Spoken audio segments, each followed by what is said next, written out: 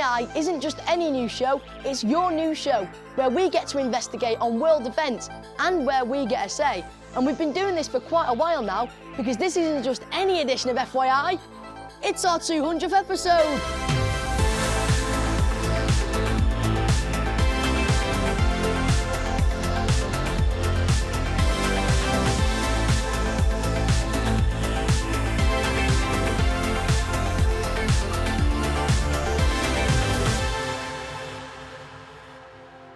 We've got all of our current team here with us, including our newest recruit, Jariah. Hi guys! And we've come together to look back at 2022 and what a year it's been. I'd like to start right at the beginning, because things started to be a bit more positive. Yeah, back in January, life really seems to be getting back to normal. Yeah, especially with all the restrictions out the window, it felt like COVID was finally behind us. Not for everyone though, because we started off the year with an FYI investigation on kids with long COVID who struggled to have their symptoms recognised months after falling ill. Yeah, but the good news with that is that special long COVID clinics were set up. I think they really help at the long COVID clinic. They make me kind of feel like this is a thing I'm dealing with. It's not something in my head, and how to get over it to help me with it. And in January, vaccines were made available to people our age. But as life continued to get back to normal for many of us, in February, the world was about to change again. President Putin of Russia has unleashed war in our European continent. He's attacked a friendly country without any provocation and without any credible excuse. Putin sent his forces across the Ukrainian border and began an unprovoked attack on the country, bombing military targets in key cities, including the capital, Kiev. Where I am now, we have several air raid sirens per day, and people have to spend some part of the day hiding in the underground shelters. I was staying in a bomb shelter for 8 days, and that was really crazy. Russian forces have stepped up their bombardment of towns and cities, with some places like the besieged city of Mariupol suffering awful damage. Now, around 3 million refugees have managed to flee the country, and most of them have been warmly welcomed into neighbouring countries. I'm here at the Polish Centre in Lewisham in London. This is one of the drop-off points that's been set up across the country to help Ukrainian refugees. Ukraine needs help. People may be starving. They've been walking country to country every day. It's really hectic here. There are so many people and so many donations. We have been packing all the stuff that people have been donating and putting it in trucks that are going to Poland.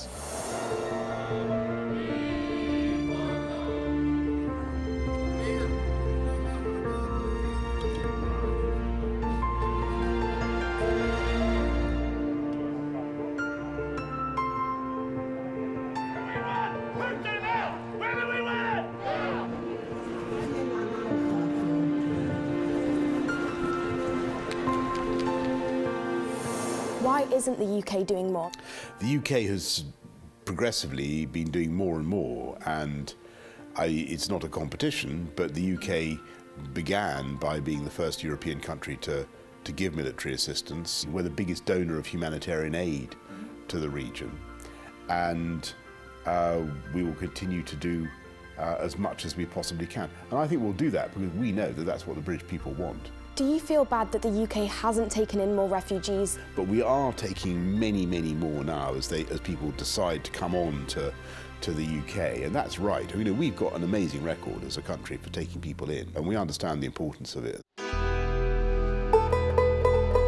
This is the first time I've seen for myself what war looks like away from the front line.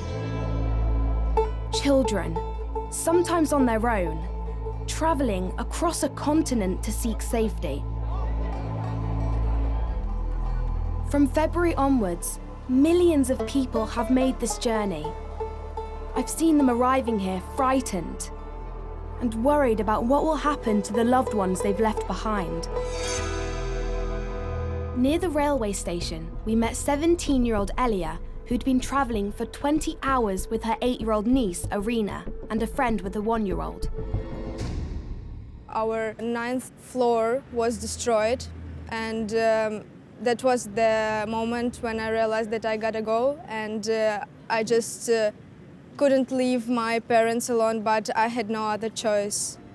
So what was it like having to leave your parents behind? It's kind of hard for me even to think of it, because I have tears in my eyes, because I don't know, it was like the most terrifying experience that I ever had.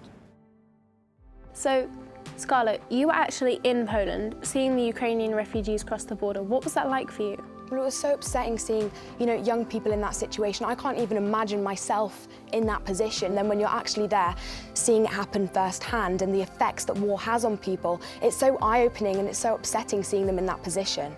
And guys, it wasn't long before the COVID pandemic and the war in Ukraine started to have serious repercussions for everyone. Yeah, the cost of food, electricity and gas shot up because the war and pandemic meant many of our everyday essentials were in short supply.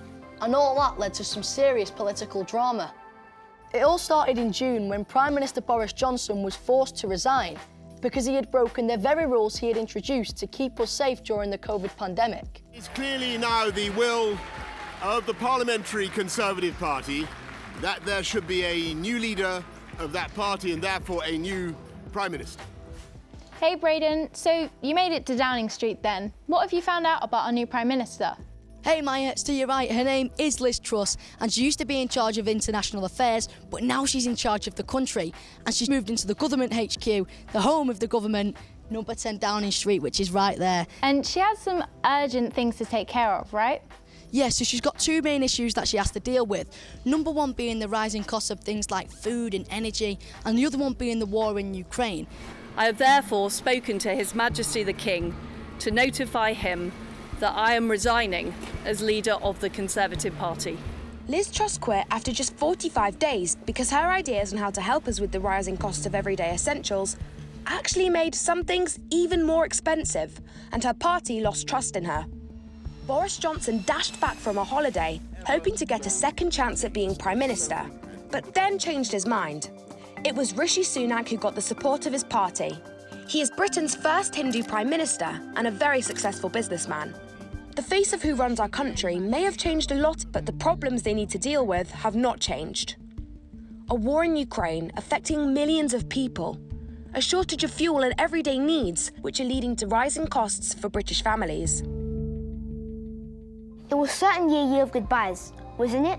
Not just in politics. The world's most successful tennis players retired, Serena Williams and Roger Federer. And don't forget, Daniel Craig played his last ever James Bond. But let's not forget the saddest goodbye that hit the world hard.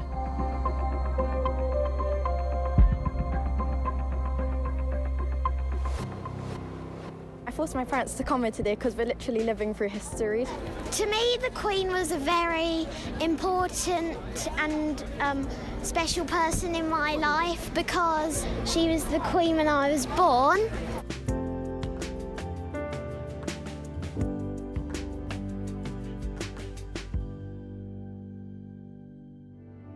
The new king and the royal family followed in procession from Buckingham Palace.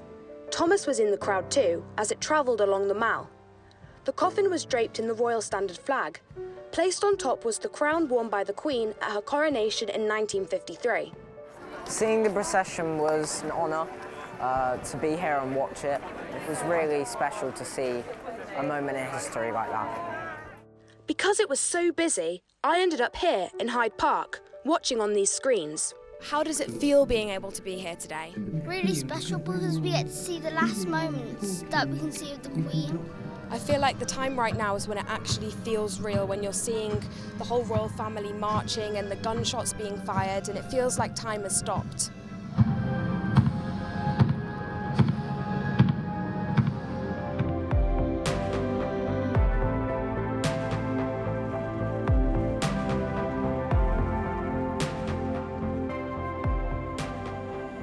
Three cheers for His Majesty the King.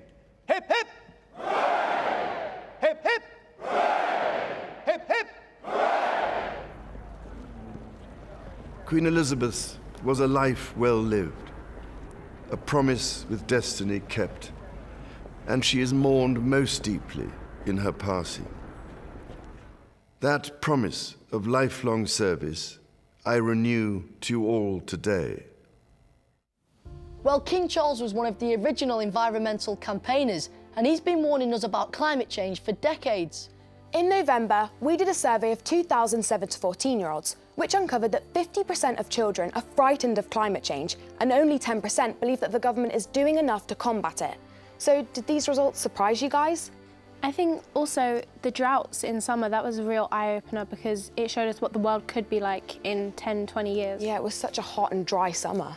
But it wasn't all doom and gloom, as a very hopeful 63% of us said that it's not too late to save the planet. One of the OMG moments of 2022 had to be England's first win in the Women's Euros. Nice one. And disappointment at the World Cup for the men's England team. Here's that missed penalty OMG moment. But we are all proud of Wales and England. There was some superb football. An OMG moment for me was waking up to this. As we got closer to the end of the year, much of the country was covered in snow and ice. Great fun, but also dangerous. We've all been reminded to never hang out on or near frozen water. One thing that we've all noticed in 200 episodes of FYI is no matter how tough this world can get, we all make sure our voices are heard on this programme. We finished with some of your stories that made headlines right here on FYI throughout 2022. I travelled to Brazil to meet Vittoria, fighting for the world of professional ballet to be more inclusive. I think kids, even with arms, wouldn't be able to do as much as you can do. So what made you want to get into dancing, especially having no arms? O que não me fez desistir foi... What didn't make me give up was the people who were always by my side, who supported me in all my decisions. And I headed to Jordan to meet Banner al-Abed, the child refugee campaigning for better conditions for all those fleeing war. So Braden, have you ever been to a refugee camp before? No, I haven't, and to be honest with you, I'm not really sure what to expect. Okay. This place opened 10 years ago, and it was just 100 of tents in the desert, and it was just meant to be temporary. But now, it's a home to over 80,000 people, and more than half of them are children.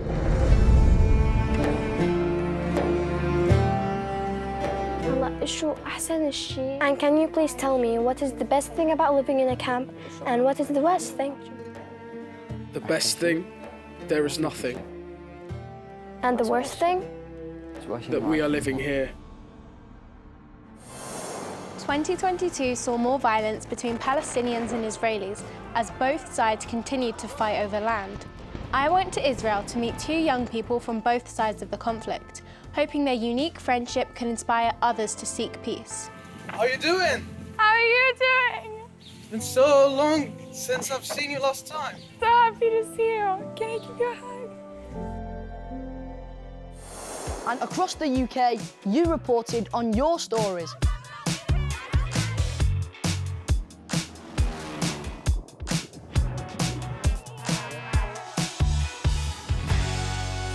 I would like to apologise if you can't understand me. I got a disability called cerebral palsy, and I'm from a black country.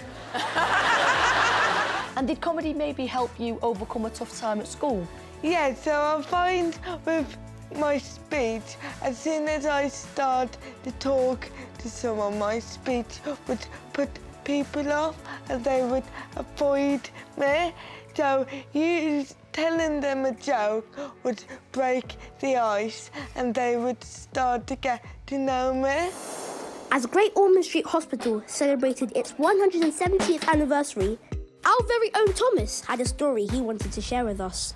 Thanks to this place, I'm able to run and be as active as I am. I grew up with a rare knee condition, which limited my movement. It's meant that over the past 10 years, I've had 10 procedures at Great Ormond Street. This is my favourite nurse, Danny, and then this is the man who chopped my leg off. You were one of the most resilient and probably one of the smartest children that I've had the pleasure to look after. And the fact that you came to a lot of these decisions yourself, you're really one of the bravest kids that I know, and I'm really grateful to have been able to look after you. If you want to report for FYI in 2023, head to our webpage for more details. Or even better, get your school to set up an FYI News Club. All the details are there. Merry Christmas and a Happy New Year from FYI.